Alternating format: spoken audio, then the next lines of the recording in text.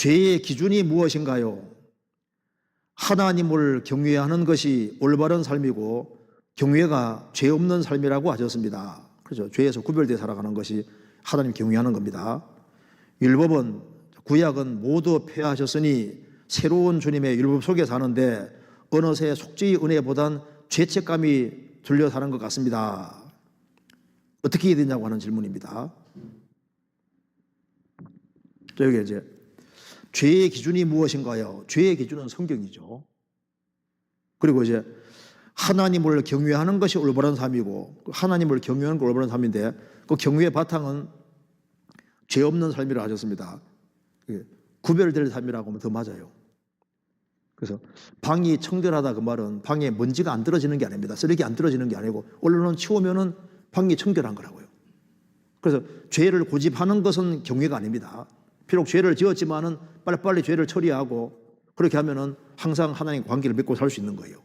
그런데 여기에 구약 율법은 모두 폐하셨으니 새로운 주님의 율법 속에 사는데 어느새 속죄의 은혜보단 죄책감이 들리는 것 같습니다. 이거 참 좋은 질문이거든요. 그런데 여기에 율법은 모두 폐하셨으니 새로운 주님의 율법 속에 산다.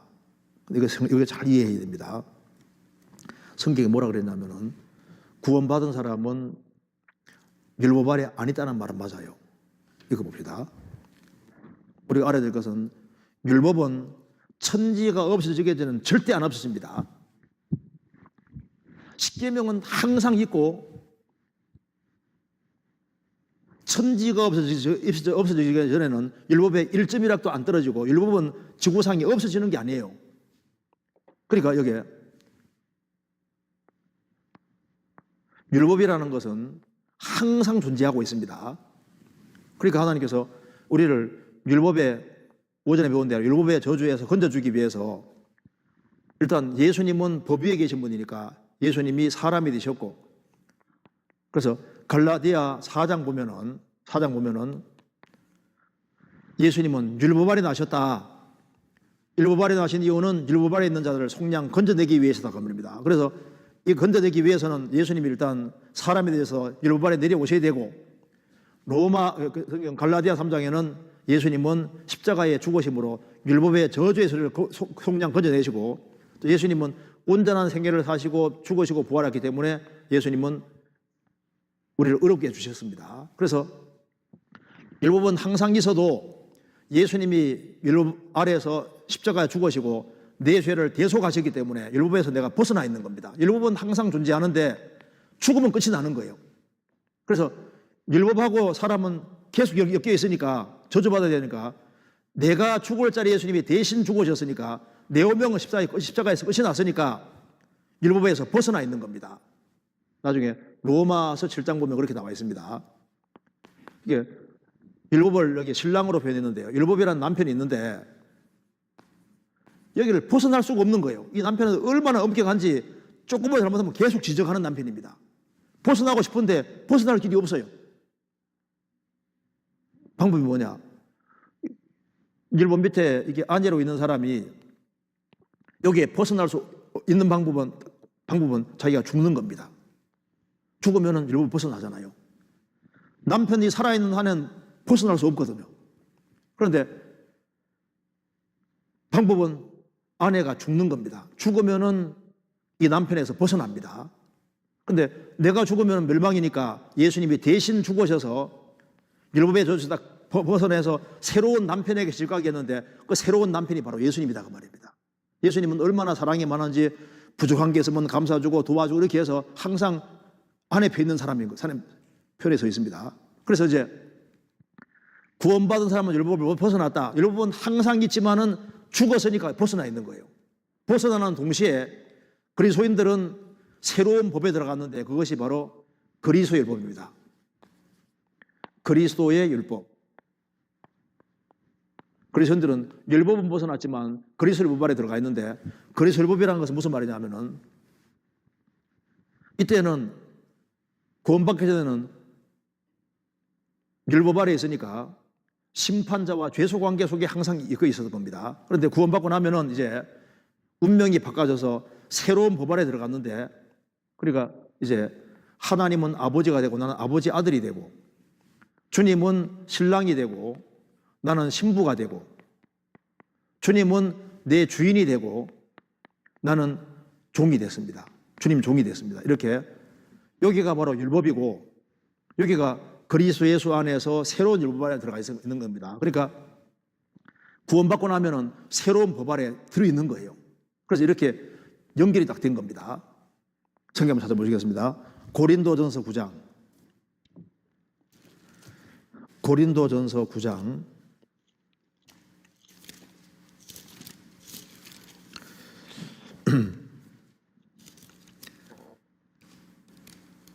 9장. 성경 여기에 20절부터 제가 읽겠습니다. 19절부터 제가 읽겠습니다. 내가 모든 사람에게 자유하였으나 스스로 모든 사람에게 종이 된 것은 더 많은 사람을 얻고자 함이라. 유대인들에게는 내가 유대인같이 된 것은 그 회당에 들어갔다는 겁니다. 전도로 들어갔는데, 그렇게 한 것은 유대인들을 얻고자 하며, 율법 아래에 있는 자들에게는 내가 율법 아래에 있지 아니하나, 율법 벗어나 있습니다. 율법 아래에 있는 자 같이 된 것은 회당에 들어가 전도했단 말입니다. 그렇게 한 이유는 율법 아래에 있는 자들을, 유대인들을 건지고자 하며, 그 말입니다. 얻고자 하며, 율법 없는 자에게는 내가 하나님께는 율법이 없는 자가 아니요 도리어 그리스도 율법 아래에 있는 자나 율법 없는 자가 된 것은 율법 없는 자들을 건지고자 함이니라. 그러니까 그리스도인들은 율법 아래에 있지 아니하지만은 그리스도 율법 아래에 있다, 그 말입니다. 그래서 구원받은 사람은 구원받은 즉시 새로운 법 아래 딱 들어가게 된 겁니다. 그래서 이제 구원받고 나면은 양심이 더 민감해지고 죄책감이 훨씬 더 심해지게 됩니다. 왜? 새로운 법 아래에 있으니까. 이제 신랑 신부가 아버지 아들 관계가 딱 맺어져 있고, 신랑 신부가 맺어져 있고, 주인하고 종 관계가 이 사랑으로 딱 묶여져 있으니까 훨씬 더 민감한 양심을 가지게 되고, 그래서 이제 주 안에서 정말 바르게 살아보려는 마음이 올라오는데, 이게 이제 그 마음은 있는데 잘 안 되는 거예요. 성경 보시겠습니다. 로마서 7장에 이게 구원받은 사람이 겪는 겁니다. 로마서 7장 18절. 내 속 곧 내 육신에 선한 것이 거하지 아니하는 줄 아노니 원하면 되겠으나 선을 행하는 것은 없노라. 내가 원하는 바 선은 하지 아니하고 도리어 원치 아니한 바 악을 행하노도다. 만일 내가 원치 아니하는 그것을 하면 이를 행하는 자가 아니요 내 속에 거하는 죄니라. 그러므로 내가 한 법을 깨달아노니 곧 선을 행하기 원하는 나에게 악이 함께 있는 것이로다. 내 속사람으로는 하나님의 법을 즐거워하되 내 지체 속에서 한 다른 법이 내 마음의 법과 싸워 내 지체 속에 있는 죄의 법 아래로 나를 사로잡아오는 것을 보는도다. 오라 나는 공고한 자로다. 이 사망의 몸에서 누가 나를 건져내랴. 우리 주 예수 그리스도로 말미암아 하나님께 감사리로다. 그런즉 내 자신이 마음으로는 하나님의 법을, 육신으로는 죄의 법을 섬기노라. 구원받고 난 이후에 내 속에 선이 거하지 않는 걸 안다. 선을 행하기를 원하는 마음은 있지만 선 행하는 건 없다. 그래서 법을 하나 깨달았는데, 내 속에 악이 있다, 그 말입니다. 타락된 기질이 있다는 걸 아는 겁니다. 그래서 우리 속사람으로는 하나님 말씀을 즐거워하는데 내 지체 속에 있는 다른 법, 이 죄의 법입니다. 죄의 법이 내 마음의 법과 함께 있어서 내 지체 속에 있는 죄의 법 아래로 나를 사로잡아오는 것을 보는도다. 이게 타락된 기질이 있으니까 자꾸 세상에 가려고 하는 겁니다. 그래서 오라 나는 곤고한 자로다. 이 사망의 몸에서 누가 나를 건져내랴. 그래서 구원받고 난 이후에 바르게 살기를 원하는 마음은 있지만은 이제 시간 지나면서 내 속에 타락된 기질이 있고 자꾸 세상에 끌려가고 타락된 기질이 자꾸 이제 있는 게 더 실감나니까 이제 한탄이 생기는 겁니다. 오호라 나는 잘 살고 싶은데 잘 안 되니까 오라 공고한 사람이로다. 이 사망의 몸에서 누가 나를 건져내랴. 더 이렇게 간절하고 그리고 아주 섬세한 양심을, 세밀한 양심을 갖게 돼서, 그러니까 이제 크게 죄책감을 크게 느끼고 죄를 별로 짓는 것도 아닌데 훨씬 가책을 크게 받고, 이래서 속죄받은 은혜가 있는데 자꾸 잘 못 사는 일이 자꾸 벌어지고 하니까 이제 마음에 더 부담을 갖고 눌림을 갖고 고통을 받는 일이 실제로 있다는 걸 얘기를 겁니다. 그래서 로마서 8장이 있는 겁니다. 그럼 어떻게 해야 되느냐? 너의 혼자 힘으로 아무래도 안 되니까 죄의 법이 힘인데요. 죄의 법이 딱 버티고 있으니까 어떻게 하면 되느냐? 그래서 그리스도 예수 안에 들어가야 된다 그 말입니다. 그리스도 예수 안은 뭘 말하냐면 주님은 교회의 머리고 교회는 그의 몸이기 때문에 그리스도가 어떻게 생겼냐면은 이렇게 그리스도가 머리고 구원받은 무리가 몸이니까 이것이 그리스도 예수 아닌 겁니다. 여기는 뭐가 있냐면은 생명의 성령의 힘이 있는 거예요. 우리 속에 타락된 기질이 힘이 있는 것처럼 교회 안에는 생명의 성령의 역사하니까 생명의 성령의 법 힘이 있다 그 말입니다. 그래서 생활 속에 정죄를 안 받으려면은 그리스도 예수 안에 딱 들어가야만 생활 속에 정죄를 안 받게 되는 거예요. 왜? 힘이 있으니까 이겨나갈 힘이 생기니까요. 여기 8장 보시겠습니다. 그러므로 이제 그리스도 예수 안에 있는 자에게는 결코 정죄하면, 이게 생활의 정죄를 말하는 겁니다. 이는 그리스도 예수 안에 있는 생명의 성령의 법이 힘이 죄와 사망의 법에서 너를 해방하였습니다. 단회적인 것이 아니라 현재 완료입니다. 계속 해방시켜 간다 그 말입니다.